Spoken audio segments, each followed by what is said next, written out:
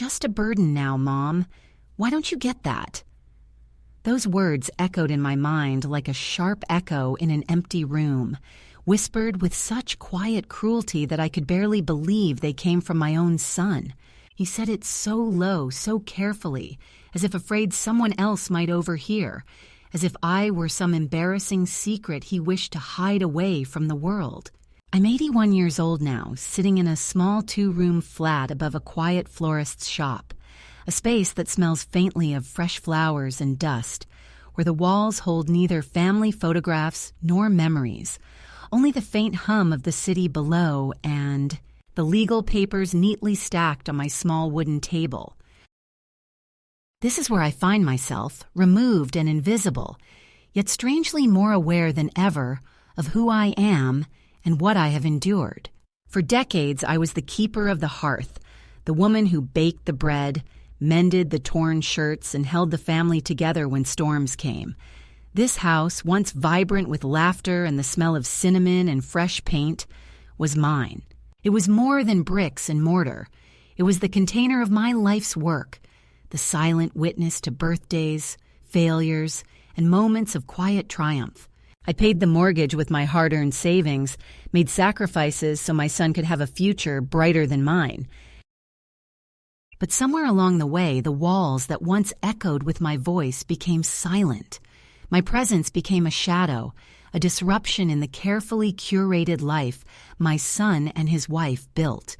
Now, in this flat above the florist, I live with the knowledge that the home I gave to them has been slowly, deliberately transferred away from my name, away from my control, into the hands of a neighbor, a stranger I barely know. It's a cold realization to understand that those you nurtured and raised will one day look upon you as nothing more than a burden, a weight too heavy to bear, someone to be managed rather than loved. Daniel's voice still lingers in my ears, that quiet dismissal filled with the assumed righteousness of youth and entitlement. It was never said in anger or shouting, no dramatic confrontation. It was a statement of fact, delivered with the clinical precision of someone finalizing a business deal rather than speaking to their mother. The words cut deeper than any harshness shouted in the heat of an argument, because they revealed a truth I had refused to face, that I was no longer part of the family, but a problem to be solved, a relic to be packed away. When I arrived at their home a few months ago, it was under the pretense of a visit, of reconnecting. I carried with me a small suitcase, packed carefully with things I thought I might need. A few dresses, my knitting, a tin of raspberry scones, the recipe worn from years of baking. The house was beautiful, a showcase of modern taste and quiet luxury, but I was a stranger in it. There were no pictures of me, no signs that I belonged. The walls displayed perfectly framed art prints and photos of their friends and travels, but nothing from the past I shared with Daniel. The living room was impeccably tidy, the furniture arranged with deliberate symmetry, but it felt cold, a stage set without the warmth of history. I was shown to a small guest room down the hall, a space more suited to a hotel stay than a family home, with a crisp white bedspread and a lone chair against the wall. There was no place for my things, no corner to call my own. The days that followed were marked by polite indifference. Daniel and Carla moved through the house with an efficiency that made me feel invisible. Their conversations hushed when I entered the room. Their smiles were polite but distant. I realized quickly that I was expected to perform the role of a pleasant visitor rather than a mother or grandmother. When I tried to engage, to share stories from the past or ask about their lives, I was met with distracted nods or swift changes of subject. The message was clear. I was tolerated, but not truly welcome. My attempts to connect felt like I was speaking into a void. One afternoon, as I tidied the small room they had offered me, I found myself drawn to the pile of papers tucked away in a drawer. Among them was the original deed to the house, my name alone printed clearly as the legal owner. I had known it, but seeing it in my own hands was a bitter reminder of the shifting ground beneath my feet. For all their assurances, the house was still legally mine, at least on paper, but the reality felt far different. The house I had nurtured, the home I had paid for, was no longer a place where I belonged. Daniel had become distant, a man who now seemed more concerned with appearances and control than with the family ties we once shared. I overheard conversations in hushed tones, Daniel and Carla speaking of next steps, of assisted living options and legal arrangements. I heard the word quietly repeated often, as if I were a delicate problem to be managed with discretion, rather than a person to be consulted. There was talk of selling the house or transferring ownership, all without my consent or involvement. The final straw came when Carla casually mentioned to me, as if it were a kindness, that it might be simpler if I didn't talk about the ownership to anyone, especially the neighbors. I nodded, though inside I felt the sharp sting of erasure. The house, once filled with the sounds of my children's laughter and the warmth of family gatherings, now seemed to exist in a parallel world, a life that continued without me. The garden was perfectly manicured, but the roses I planted years ago were gone. The kitchen gleamed with new appliances, but I was no longer the one who prepared the meals. It was as though I had been airbrushed out of the family portrait. Each day, the sense of displacement grew heavier. I walked through the rooms as a ghost might wander a forgotten house, touching surfaces that no longer held memories, listening for echoes of a past that had slipped through my fingers. I found myself retreating into silence, hiding the hurt behind a polite smile. It was easier to be invisible than to confront the cold reality that the people I loved most no longer saw me as family. But beneath the quiet resignation, something began to stir. The discovery of the deed in that drawer sparked a quiet determination. If the house was legally mine, then so was the power to decide its future. I reached out to an old neighbor, June, a woman I had once helped during a difficult time, and she answered my call with kindness and steady support. With her encouragement, I sought legal advice and learned about my rights, about how I could reclaim some control in this situation that felt like it was spinning out of my grasp. The path forward was not easy. Daniel was not pleased when he discovered my inquiries. There were angry words, veiled threats, and emotional manipulation. But I held firm. With June's help, I navigated the complicated legal process to quietly transfer the ownership of the house to her name. Someone I trusted deeply, someone who had been a true friend when I needed one most. This act was not born of revenge, but of survival and dignity. By transferring the house, I reclaimed my sense of agency, creating a buffer between myself and the family that no longer respected me. It was a painful but necessary cut, a way to say, I will not be your burden any longer, nor your possession to control. The neighbor's name on the deed was a symbol of a new beginning, a protection from the past. Now, in this small flat above the florist's shop, I have found a measure of peace. The walls may not be adorned with family portraits, but they hold the quiet strength of a woman who has refused to be erased. I bake banana bread sometimes and bring half to June, sharing warmth without expectation. I write letters to myself, reminders that I am not invisible, that I am not a burden, but the backbone of a family that simply forgot to stand upright.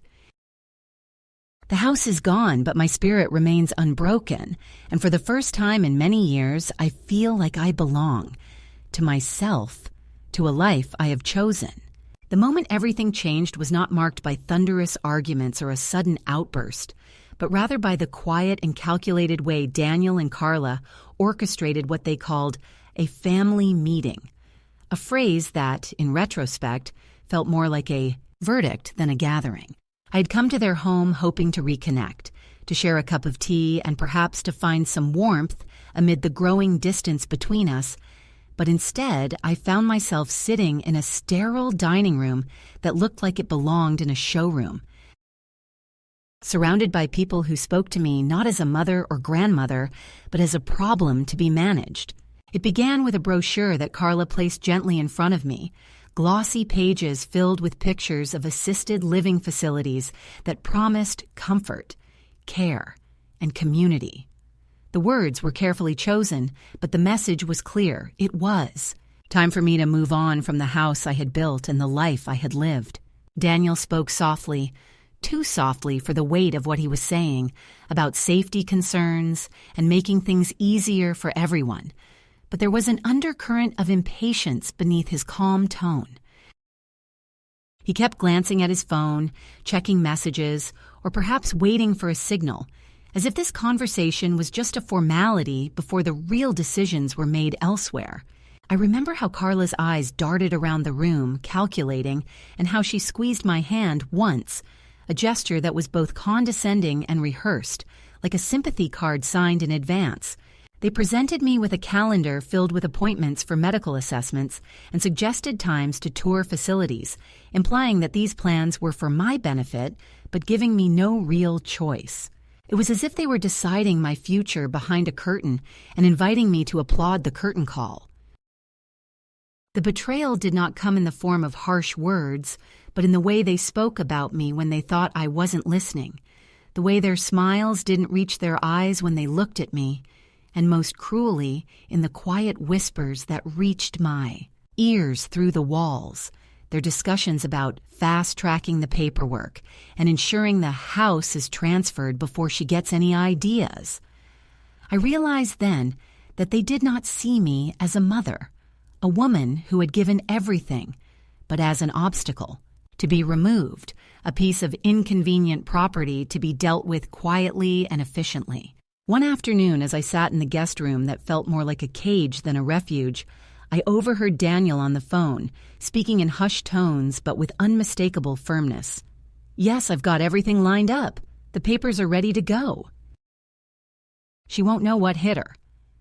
The call ended with a curt, "Thanks," and a sigh that sounded more like relief than affection. That moment crystallized everything I had been trying to deny. The family I thought I had was a carefully constructed illusion, and I was nothing more than a burden they wished to shed.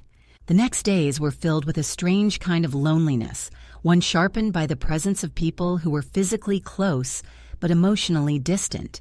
Carla's attempts at conversation felt like rehearsed lines from a play, and Daniel's silence was colder than any words. At the dinner table, they talked about future plans, vacations they intended to take without me, and investments in properties I would never see.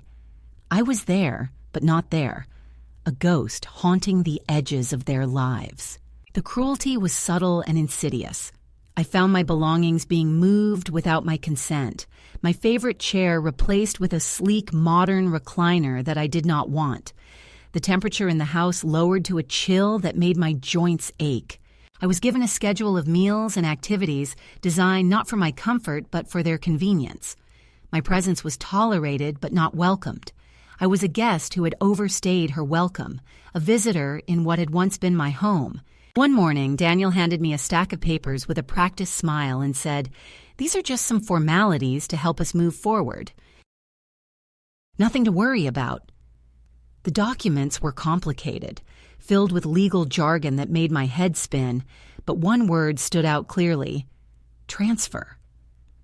The house, my home, the place where I had lived for over 40 years, was being quietly wrested away from me. I asked questions, but Daniel's answers were vague and dismissive, his patience thinning with each inquiry. "It's for the best," he said. "We're just trying to protect you." It was not the first time I had been told what was best for me, but this time the words felt like a sentence, a final judgment passed without trial. I realized that the future they had planned did not include me, except as a quiet shadow, a problem to be managed until I was no longer a concern. The realization was a shock that sent waves through my heart and mind, a betrayal so profound because it came not with violence, but with silence, with absence, with a slow erasure. The turning point came when I found a letter slipped under my door, unsigned but unmistakably from Carla. It was a note of concern about my health, warning me of the dangers of living alone and urging me to cooperate with their plans. The tone was sweet, almost tender, but the words felt like chains wrapped around my freedom. I folded the letter carefully and placed it in my purse, a small act of defiance against the inevitability they sought to impose. Despite the mounting pressure, I refused to give in quietly. I began to reach out to old friends to gather information, to understand the legalities they assumed I did not grasp. The realization that I still held the deed to the house was a lifeline thrown to me in a sea of despair. It reminded me that while they tried to erase my presence, I still had the power to reclaim my story. The catalyst for change was not a grand rebellion, but a quiet awakening, a decision made in the solitude of my room late at night when the house was dark and the world outside was asleep. I understood that if I did not act, I would be erased, not just from the house, but from my own life. I made a promise to myself that I would fight, not with anger or bitterness, but with calm determination and clarity. Daniel and Carla's plans would not unfold as they intended. Their carefully laid schemes, their whispered meetings, and their staged concern would meet the quiet strength of a woman who refused to be diminished. The battle lines were drawn not in shouting matches or courtroom dramas, but in the small acts of gathering information, seeking allies, and quietly preparing to reclaim what was rightfully mine. This moment, this realization that I was being pushed out and erased, became the turning point in my life. It was the moment when the roles shifted, from a woman controlled and diminished to one who quietly seized control of her own fate. The catalyst was painful, bitter, and filled with a sense of loss, but it was also the spark that ignited a new journey, a journey toward reclaiming dignity, agency, and the right to be seen as more than a burden. Looking back, I see that the catalyst was never about the house itself. The house was a symbol, a battleground where love, betrayal, and survival played out in silent battles and whispered words. What was truly at stake was my identity, my worth, and my refusal to be invisible. Daniel and Carla may have thought they were protecting me, but they were only revealing the fractures in a family that had forgotten the meaning of belonging. And so, with the weight of that catalyst heavy on my shoulders, I began the slow, deliberate work of reclaiming my life, piece by piece, starting with the house that was mine, the memories I refused to let go, and the quiet strength that no one could take away. After the initial shock of realizing that the people I had loved and sacrificed for were now quietly plotting to erase me from the life I once shared with them, the days that followed settled into a slow, suffocating pattern. The betrayal did not come with sudden upheaval or dramatic confrontation, but with the subtle, relentless erosion of my place in the world I had helped build. I found myself navigating a new reality where every small detail, every minor change whispered that I was no longer welcome, that my presence was no longer desired. It was as if the house itself, which had once been my sanctuary, had turned its back on me, becoming a stage for a carefully choreographed displacement. The mornings began with a growing sense of disquiet as I wandered through rooms that felt less and less like home. The furniture seemed unfamiliar, as though it had been rearranged by invisible hands seeking to disorient me, to remind me that this space was no longer mine to command. My favorite chair, worn soft by years of reading and reflection, had been replaced with a sleek, modern recliner, its synthetic fabric cold against my skin, a silent statement of change. The familiar warmth of the kitchen was replaced by the sterile gleam of new appliances I neither asked for nor recognized, and the scent of fresh flowers and old books gave way to the faint, impersonal aroma of cleaning products. I began to notice the small but significant ways in which my autonomy was being chipped away. The thermostat was adjusted without consultation, lowering the temperature in the house to a chill that gnawed at my bones and reminded me that I was no longer in control of my own comfort. Meals were planned and prepared according to schedules and diets I had no say in, portions measured and divided in a way that left me feeling like a child being managed rather than an adult deserving respect. When I asked to keep my favorite tea, they replaced it with a brand I didn't like, telling me it was healthier, more suitable for someone my age. The unspoken message was always the same. You are no longer the person who makes decisions here. Conversations with Daniel and Carla became exercises in patience and invisibility. Their words were clipped and purposeful, often addressed to each other rather than to me, as if I were a bystander in my own life. Daniel's laughter, once warm and familiar, now held an edge of impatience or avoidance, while Carla's smiles seemed rehearsed, her eyes darting away when I tried to meet their gaze. Invitations to join family gatherings or outings were scarce, and always accompanied by caveats or apologies that felt more like excuses to keep me at arm's length. I was a visitor in the house, not a resident, a guest expected to be seen but not heard. One afternoon I found myself alone in the garden, a place where I had once spent countless hours tending roses and planting bulbs for spring. The soil, once soft beneath my fingers, had been replaced with freshly laid gravel and perfectly trimmed hedges. The wildness I loved smoothed away in favor of order and control. I ran my hand over the rough surface of a stone bench, its coldness matching the growing distance I felt inside. Memories flooded back. Childhood picnics, family celebrations, quiet afternoons spent knitting, now overshadowed by the weight of being pushed aside.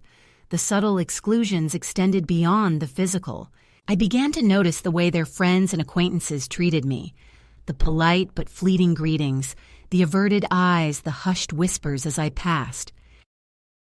At social gatherings, I became an observer, sitting quietly at the edge of conversations, where my name was seldom spoken. It was as if I had become a ghost, haunting their carefully constructed lives, present but unseen, acknowledged but disregarded. One evening, as the sun dipped below the horizon and cast long shadows across the living room, I overheard a conversation between Daniel and Carla that made my heart sink deeper into despair. They spoke of finalizing the paperwork and making sure everything is in order before she realizes what's happening. Their voices were low, conspiratorial, but the intentions were clear. They viewed me not as a mother or a woman deserving of dignity, but as an obstacle to be removed with as little fuss as possible. I felt the walls closing in, the air thick with unspoken judgments and hidden agendas. The house that had once been filled with laughter and love now echoed with the silence of erasure. I was becoming a stranger in my own life, a relic to be discarded in the name of progress and convenience. The small kindnesses I once received, the gentle touch on the arm, the shared cup of tea, the spontaneous smile, were replaced by calculated gestures designed to placate without truly caring. Despite the mounting pressure and the creeping isolation, I refused to let despair take hold.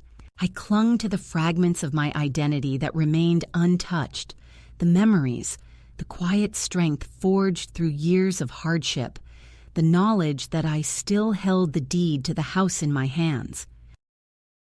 This legal paper became a symbol of resistance, a reminder that while my place in the family was being challenged, I had not yet lost myself. The process of exclusion reached a new level when I was presented with documents to sign, legal papers that, on the surface, appeared to be simple formalities but carried the weight of a quiet dispossession. I sat at the kitchen table, the papers spread before me like a puzzle I was meant to solve without all the pieces. The language was dense and confusing, filled with terms I had to look up, and the implications were stark. They wanted me to relinquish control, to surrender the last vestiges of my claim to the home I had loved. Daniel's insistence was polite but firm, his tone leaving no room for argument. "Mom, this is for your own good," he said. "We're just trying to make sure you're safe and comfortable." But his words felt hollow, a thin veil over the cold reality that this was about control, about finalizing a plan that excluded me. When I hesitated, his patience wore thin, and I saw the frustration flicker behind his eyes, a frustration not with me, but with the obstacle I represented. In those moments, I felt a profound loneliness, a sense of being caught between worlds, the past I cherished and the present I was being pushed out of. The familiar rhythms of family life had shifted, replaced by a silent struggle for agency and respect. I was no longer the woman who shaped a home. I was the woman being shaped by forces beyond my control. Yet even as the days darkened with exclusion and quiet hostility, a flicker of resolve grew within me. I began to speak less, listen more, and observe the subtle patterns of their actions. I reached out to old friends, to neighbors who had witnessed the life I had built and who remembered me not as a burden, but as a woman of strength and kindness. Their quiet support became a lifeline, a reminder that I was not alone. The house, once a symbol of security and belonging, had become a battleground of wills. Every small act of exclusion, every whispered conversation, every change made without my consent was a reminder of the shifting power dynamic. But it was also a call to action. I realized that if I did not assert myself, if I did not reclaim my voice and my rights, I would be lost not only in their plans, but in my own story. The first escalation was not dramatic or violent, but it was relentless and devastating in its quiet cruelty. It was the slow erasure of a lifetime of love and sacrifice, replaced by the cold calculus of convenience and control. But within that escalation, I found a spark of defiance, a determination to fight for my dignity and my place in the world. The path ahead would be difficult and uncertain, but it was mine to choose. In the end, the house was more than a building. It was a symbol of my identity, my history, and my connection to those I loved. And as the walls seemed to close in, as the familiar spaces became strange, I made a silent vow to reclaim what was mine. Not just the house, but my life, my dignity, and my right to be seen and heard. The first escalation was a beginning, a challenge that would test my strength and resolve, but it would not be my end. In the midst of the growing silence that had settled over my life, a small but significant shift began to take root, a quiet stirring that gradually awakened something inside me I thought had been lost forever. It wasn't marked by grand gestures or dramatic confrontations, but by a series of subtle moments that slowly reclaimed my sense of self and planted the seeds for a new path forward. This shift started with the simple act of seeking help from an old friend, a neighbor named June, whose kindness came as a balm to my bruised spirit and whose steady presence reminded me that I was not as alone as I had come to believe. June was someone I had helped years ago, a woman who had faced her own battles and emerged with a resilience that I admired deeply. When I reached out to her in the quiet desperation of those early days, her response was immediate and without judgment. She didn't ask for explanations or excuses. She simply listened, offering a hand and a warm smile that said, "You are seen. You matter." It was in her modest kitchen, surrounded by the scent of brewing tea and the gentle hum of her radio, that I first allowed myself to speak openly about the pain and confusion that had shadowed my days. Together, we sifted through the tangled web of my situation, piecing together what I knew and what I needed to learn. June introduced me to the language of legal rights and protections, helping me understand that the papers I had been handed were not just documents, but tools that could be wielded for both harm and protection.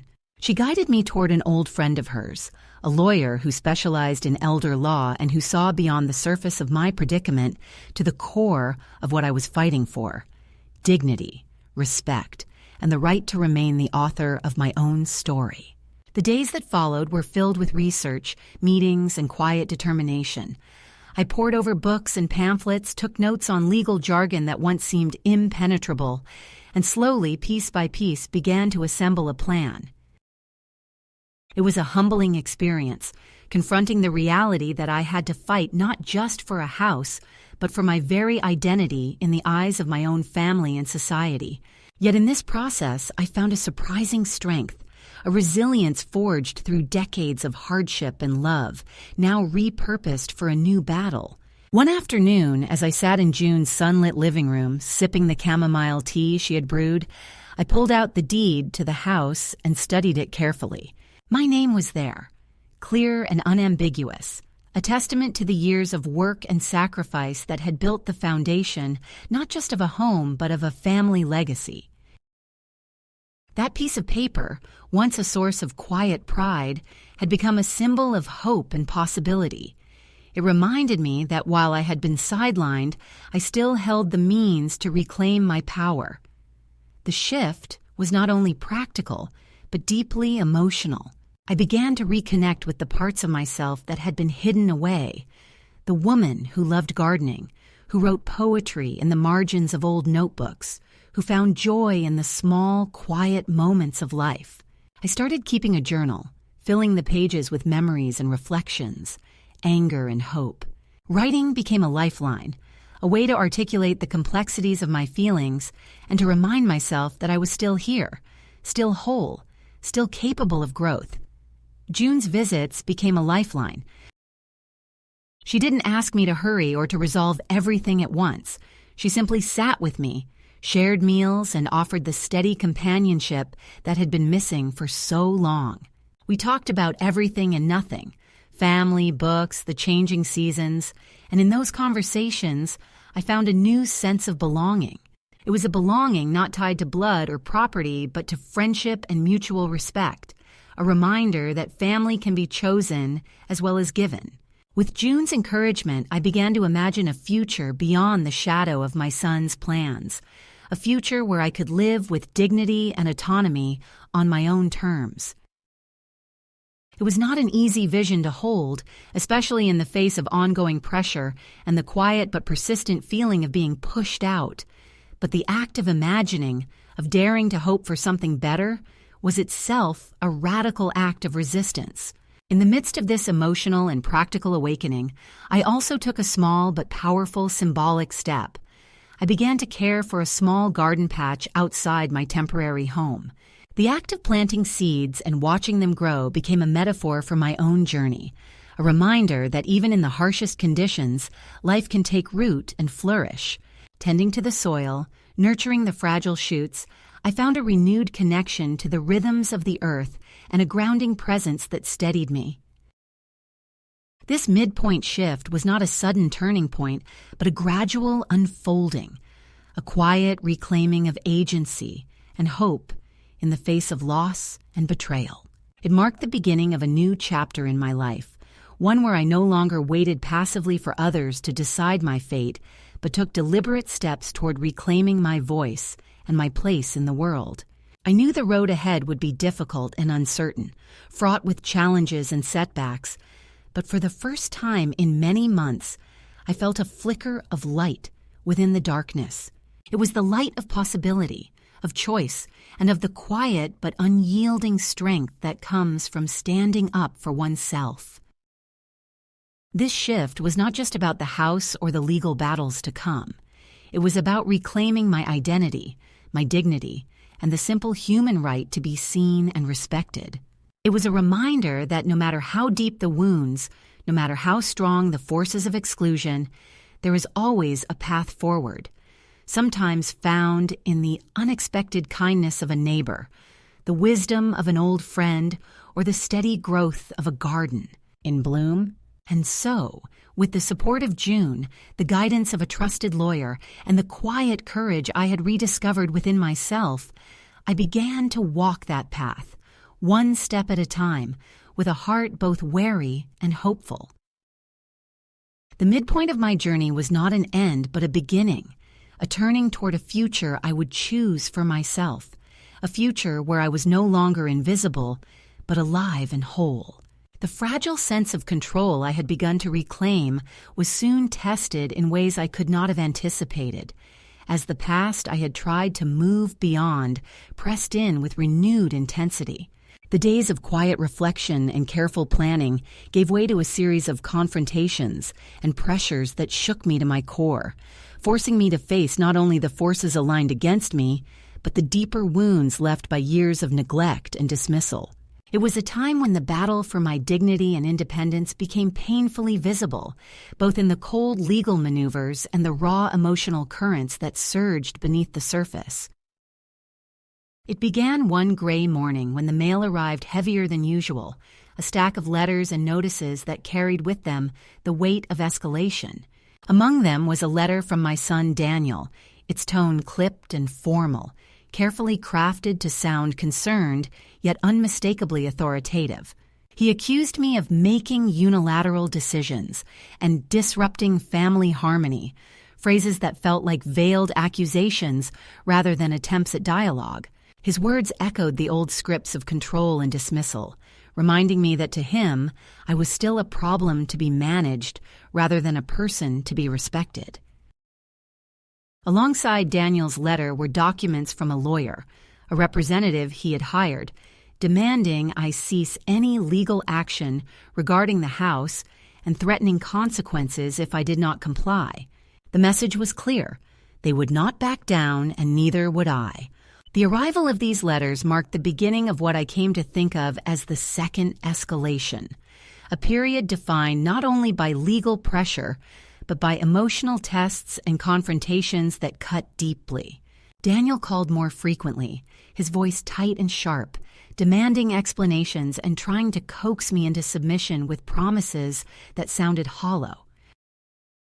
Carla, once more the face of gentle persuasion, sent messages laced with guilt and warnings about the stress I was causing the family.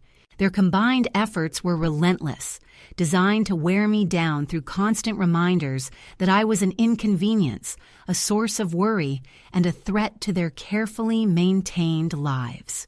One afternoon, the tension reached a new height when Daniel showed up unannounced at June's house, where I had been staying for the past weeks.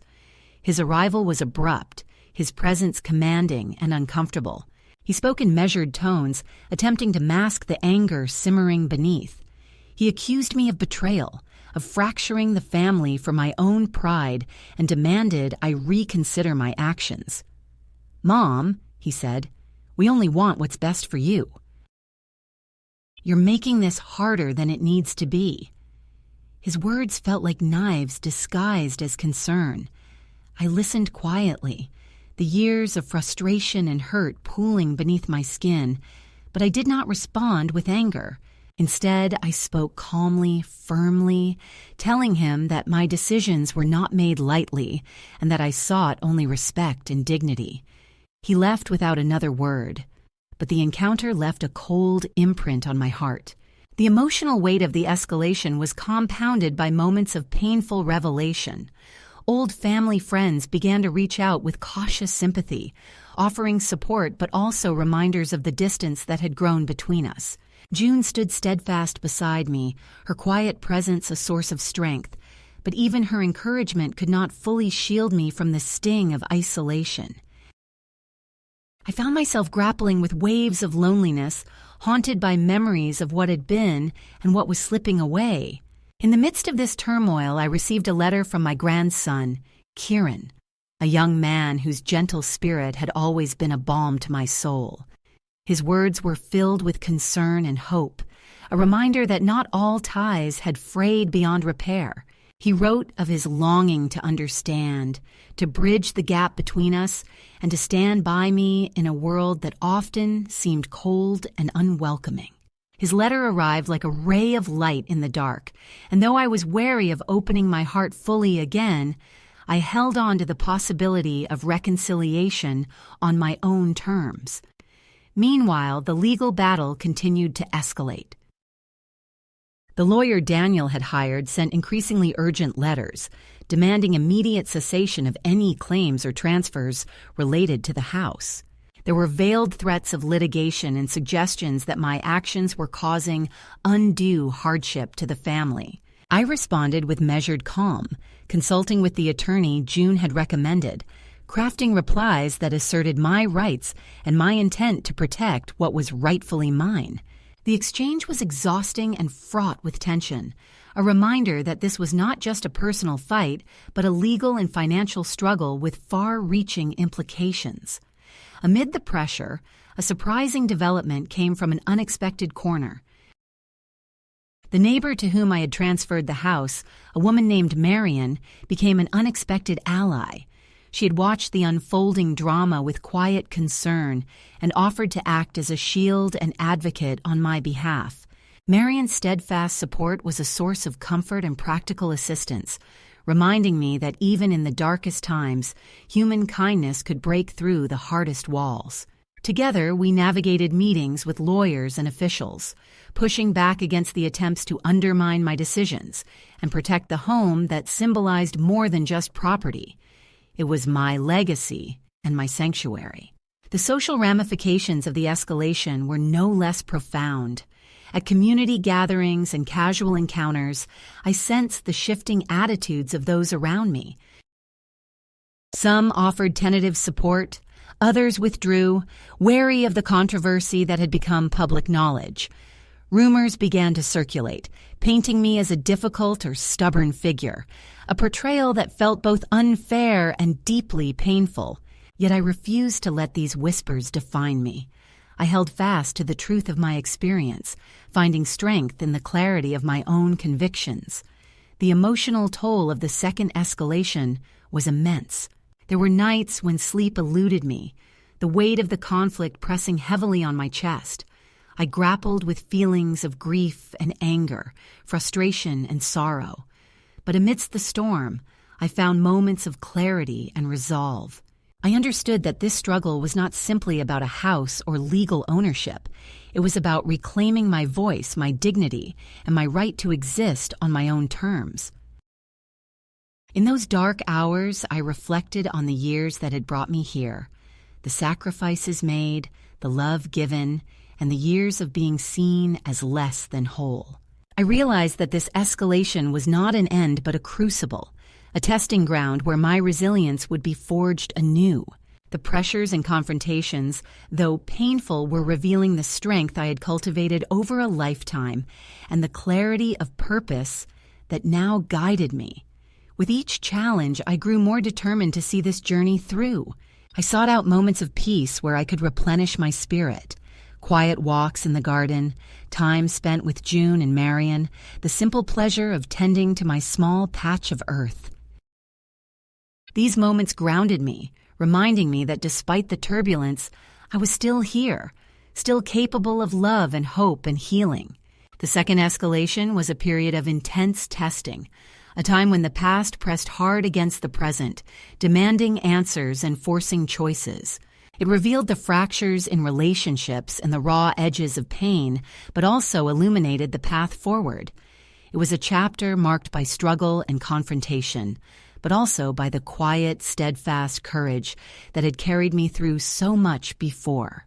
As the days passed and the battle continued, I held on to the hope that one day the wounds would heal, that bridges could be rebuilt, and that I could find a way to live with peace and dignity.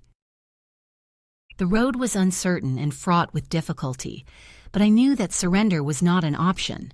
This escalation, with all its trials, was shaping me into a woman who would no longer be defined by others' perceptions, but by her own strength and truth. In the end, the second escalation was not merely a clash of wills, but a profound reckoning with what it meant to be seen, to be heard, and to be respected. It was a time of loss and confrontation, but also a time of awakening and assertion.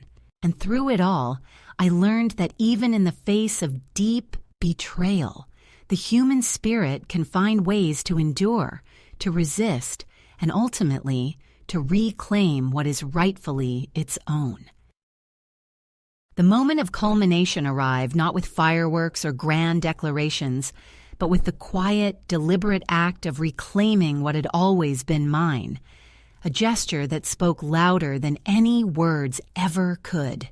It was a decision made after long nights of wrestling with fear and doubt, after days weighed down by confrontation and emotional strain, a decision that marked the irreversible turning point in my journey from invisibility to agency. The house that had once been a battleground became the stage for my final assertion of dignity and control, a place where I would no longer be a pawn, but the author of my own story. With June by my side, steady and unwavering, I walked into the lawyer's office, a small nondescript room filled with stacks of papers and the muted hum of a copier. The air was heavy with anticipation and the weight of years compressed into this one moment. The lawyer, a professional with kind eyes but firm resolve, laid out the documents on the polished wooden table. These papers were more than legal formalities. They were a declaration of my autonomy, a shield against the attempts to diminish me. I took the pen with hands that trembled slightly, not from weakness but from the enormity of the act I was about to undertake. The transfer of ownership to my neighbor Marion was a calculated and carefully chosen step. Marion was not merely a name on a deed. She was a trusted friend, someone who had stood by me when others turned away, a woman whose quiet strength mirrored my own. By placing the house in her name, I was not relinquishing my legacy, but safeguarding it from those who sought to erase it. It was an act of preservation, of love for the life I had built, and the memories etched into every corner of those walls. As I signed the documents, the finality of the moment settled over me like a heavy cloak. This was not a surrender, but a reclaiming, a way of saying that I would no longer be controlled or defined by the narrow perceptions of others. The lawyer's voice was calm as he explained the legal implications, but I hardly heard the words. My mind was filled with the images of a life I was determined to protect in whatever form it might now take. The papers were signed, sealed, and delivered, and with that the house belonged to Marion. But my connection to it, my sense of ownership and belonging, remained unbroken. Returning home that day, the house felt different. Lighter somehow, as if the burden of conflict had been lifted. Marion was waiting on the porch, a small smile on her face, her hands warm and steady as she took the keys from me. She promised to care for the house with the same love and respect I had given it, a promise that comforted me more than I expected. This was more than a transaction. It was a transfer of trust, a bond forged in quiet solidarity. The legal battle that had threatened to consume me gradually receded into the background, replaced by a new reality defined by choice and freedom. The house was no longer a source of conflict, but a symbol of resilience, a testament to the power of reclaiming one's life on one's own terms. I found myself breathing easier, the constant tension easing as the final pieces fell into place. The threats and letters from the lawyer became distant echoes, powerless against the certainty of my decision. In the weeks that followed, I moved into a small flat above a florist's shop, a place that smelled of fresh blooms and new beginnings. It was modest but warm, filled with the gentle light of morning and the quiet hum of life unfolding at its own pace. Here I began to rebuild, not just my living space, but my sense of self and belonging. The flat became a sanctuary where I could nurture my own needs and desires, free from the expectations and judgments that had once weighed me down. One of the most profound moments of the climax was the letter I wrote to the lawyer, Derek Sorensen, Daniel and Carla's representative. It was brief but firm, a clear statement that any further attempts to interfere in my life would be considered harassment. I sent it without hesitation, feeling a sense of closure wash over me. This letter was not written in anger, but in calm resolve, a declaration that I was no longer willing to be pushed, prodded, or diminished. The legal world, which had once seemed impenetrable and daunting, had become a tool in my hands. The response was silence, and in that silence, I found peace. The house was safe, my boundaries respected, and I was free to live according to my own terms. This victory was not just legal but deeply personal, a reclaiming of voice and power that had been denied to me for so long. It was a moment of transformation, a bridge between the past and the future, and a testament to the strength that can be found even in the most difficult circumstances.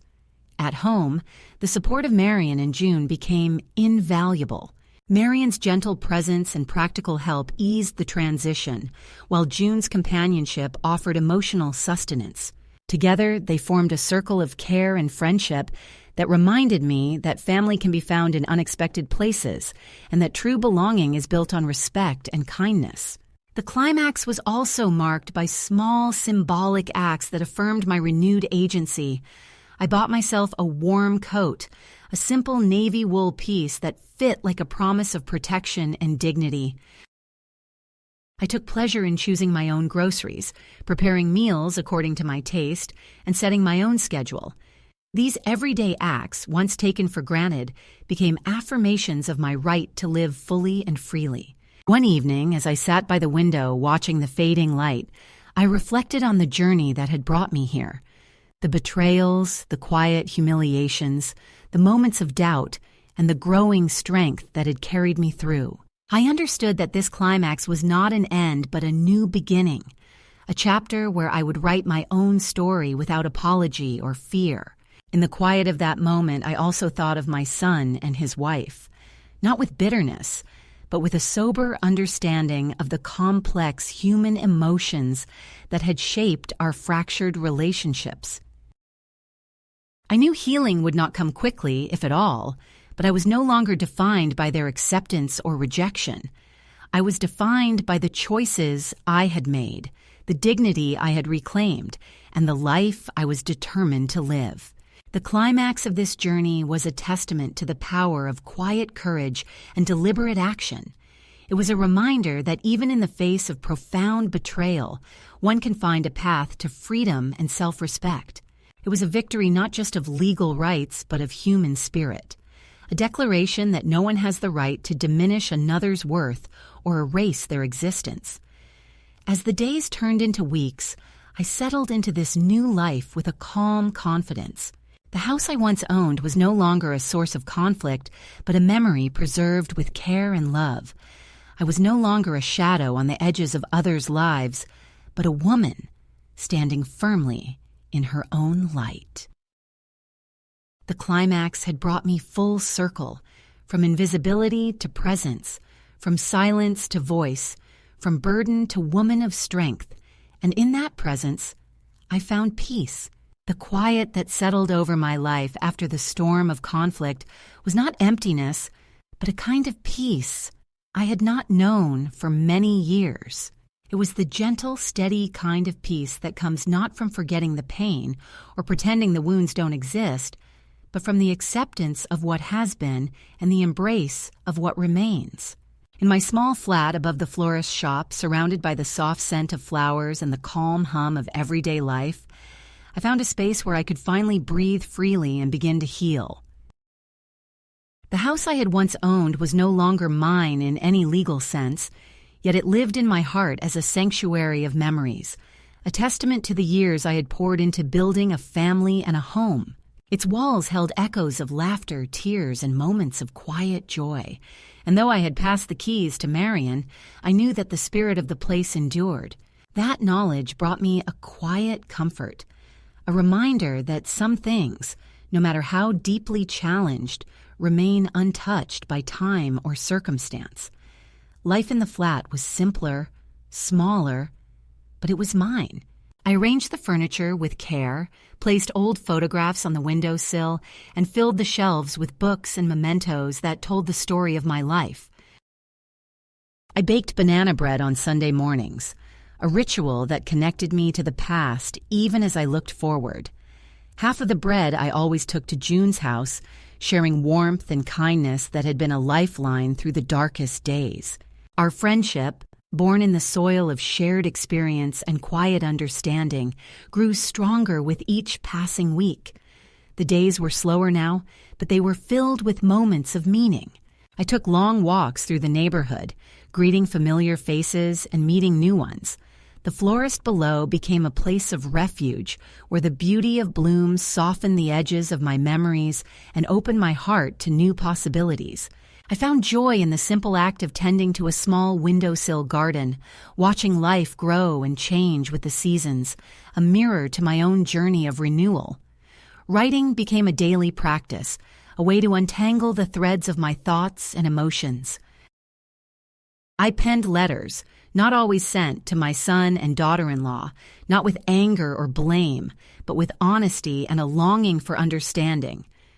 I wrote to myself as well, reminders that I was more than the roles others had imposed upon me. "You are not a burden," I wrote, "but the spine of a family that forgot how to stand." These words became a mantra, a source of strength in moments of doubt. The passage of time brought new rhythms and new relationships. A young volunteer from the local community center began visiting regularly, helping me with errands and sharing stories that bridged generations.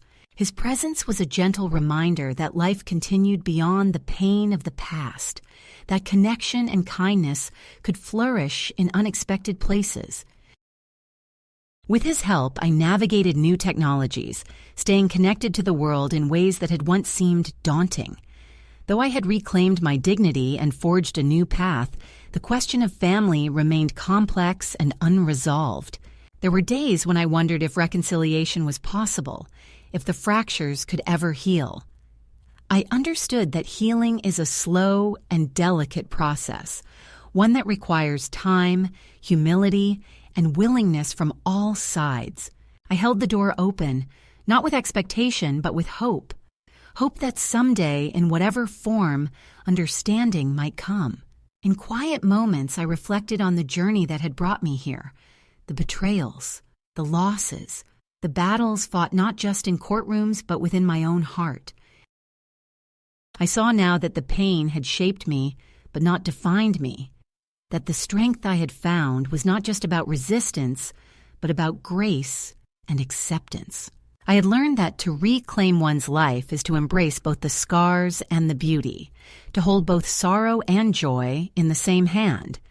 And so, in the calm of this new chapter, I find myself able to offer a message to others who may walk a similar path.